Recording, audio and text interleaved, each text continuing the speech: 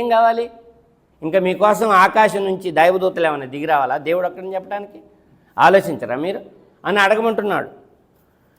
చూడండి, ఇంకా కంఠరక్త నాళానికి దగ్గరగా ఉన్నా అని చెప్పు. అంతేకాదు, ఇద్దరు లేఖకులు అతని కుడి పక్కన ఎడమ పక్కన కూర్చొని ప్రతి విషయాన్ని నమోదు చేస్తున్నారు. 2 చోట్ల వచ్చింది. అతని నోటి నుంచి వెలువడే ప్రతి మాటను అనుక్షణం ఒక పరిశీలకుడు రాయటానికి సిద్ధంగా ఉన్నాడు.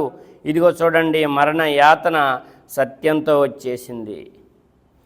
ఇప్పుడు నమ్మకపోతే మనిషికో మాట గొడ్డుకో దెబ్బ అన్నారు.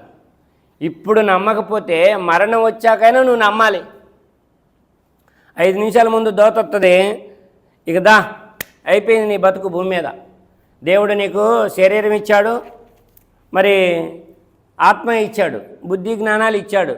కానీ ఆ దేవుడిని మర్చిపోయి నువ్వు ఏడే నేను శాశ్వతంగా ఉంటాను, నీకు మరణం లేదు, ఏమీ లేదు, లేదా మరణం ఉన్న అది గాల్లో కలిసిపోవటం, మట్టిలో కలిసిపోవటం అనుకున్నావు.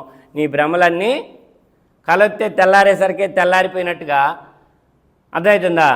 నీ యొక్క భ్రమలన్నీ పటాపంచలైపోయాయి.